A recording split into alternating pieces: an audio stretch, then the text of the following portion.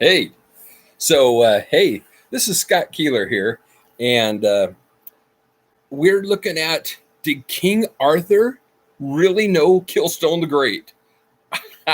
Well, you're going to have to find out as we dig through this topic. Okay, so coming back to King Arthur, a lot of people know all about King Arthur, and we know that the first recorded topic of him came up from Geoffrey of Monmouth in the 14th century. Now, what we don't know is, did he just make this whole story up, or was it a story that had been told and retold through the generations, like an ongoing myth? And that's something we just don't know. Where we're assuming that King Arthur comes from some kind of person that existed. And from most accounts, we're thinking that that person existed in the 6th century, the early 6th century. That would mean the year 500 AD to 600 AD, somewhere in there. Now, I'm going to be going over the story of Kilstone the Great. And I really had to debate whether I should go ahead and just go into the story of Kilstone the Great, or if I should maybe talk about the story of how I came to get the story of Kilstone the Great. That in itself is probably could be more intriguing than the actual story of Kilstone the Great himself. For some reason, there's people that did not want this story to get out there, but Kilstone the Great basically was somebody that came about in the 6th century also. And just a real quick outline.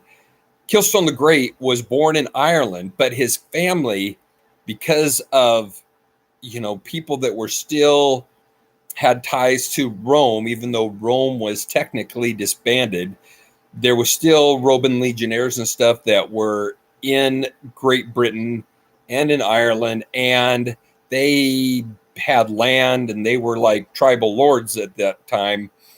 And him and his family escaped into what would be present day Scotland, now just on the borders of Scotland. And at the time, we refer to it as Pickland, because it was the land of the Picts. The Picts were painted people, that they painted. But Kilstone and his family moved throughout what we know today as Scotland, up through Edinburgh, up to the top to a place called Aberdeen. And it's kind of ironic that they were up there in Aberdeen, and they learned the skill of building boats. They were boat builders. And Kilstone, the mythology behind Kilstone is that the reason he was called Kilstone, and I'll get more into it, is because when he was very young in Ireland along the coast, he found a stone, and it was part of a legendary stone that came apart, that had good and evil in it. It was, and I'll do another video of the legend of the stone, and where the forces of Satan pretty much wanted it, but they got the bad half of it, and the good half kind of ended up floating away. And this was way, way long ago. It ended up being washed away up to the coast of Ireland, where it was just because prophecy and legend would have it that Kilstone would pick this up. Now, what this stone does, among other things, is it gives Kilstone the ability to persuade people very heavily. It gives him also the ability to talk to, well, I won't spoil it too much, but there's some wolves involved, and he's able to do magic mushrooms, go into a trance, and be able to communicate with a wolf that we'll look at later on in the quest. But this stone gave him some major powers, and there was a guide that was along the way that kind of kept coming and going, and we think that this guy came from mythological, maybe the Druids, maybe something else, but it prodded, his name was Jeffrey, and it prodded Jeffrey to go across. See, he wasn't known by as Kilstone the Great. He was known as Jeffrey Kelly. And Jeffrey, took a band of people and went into what would be present day Belgium, Germany, all across Europe and through Asia. Now, this was a long trek. They ended up going into what would be present day Alaska, coming down the coast, and they settled in the Cascade Mountains, where they were with, Native American tribes and whatever. Kilstone, legend is that he built a castle up on the mountain, overlooking the sea, where the the Strait of Juan de Fuca is in there. And so, but what's interesting is there's a host of people that did not want this story to be told under no circumstances. So I'm just going to brief this just a little bit to tell you that if those people are out there watching this now, that the manuscript and the documents that I had about Kilstone the Great, I no longer have them. And in fact, I don't even know who does have them.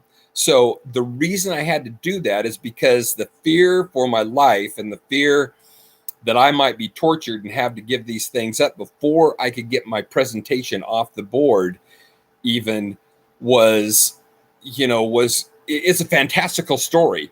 And what I had to do was, before I kind of had to memorize it, kind of had to jot some notes down, and then I had to disperse it with a couple of different people that I know, and then they dispersed it with a couple of people, and then they dispersed it. So even if the powers that be catch me, and believe me, they were after me all the way until I got back into the United States and back into Washington State.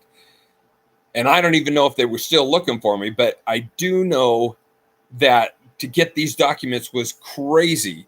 And Kilstone the Great, I'm just wondering if there's any connection with him and King Arthur. They were kind of in the same time.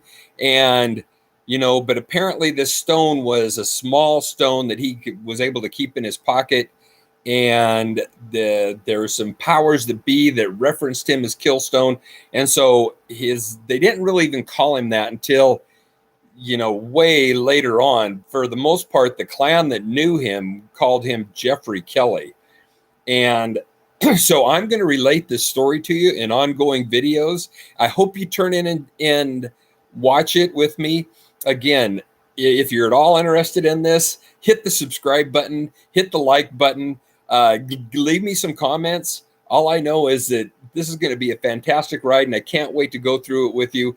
And then once I'm all done with the story, I'm going to go back and I might write a book about it. I might go back and do a video series on the crazy time that I had in Scotland and getting these documents and coming back to the United States. It was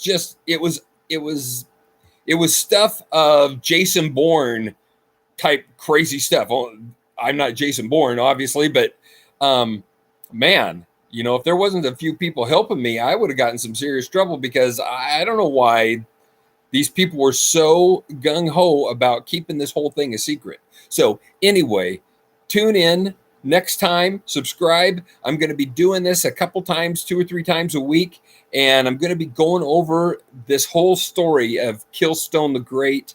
I can't wait to go over it with you. I hope you love it. Again, Scott Keeler. As ongoing videos come, I'll have links below into some different things that pertain to that. So I do, I love to promote other people that are doing great. I'm with a Facebook group called Music and Creativity, because there's some great things of people that are creative, people that write, people that, tell stories and all this kind of stuff. So again, Kilstone the Great. We will talk to you soon.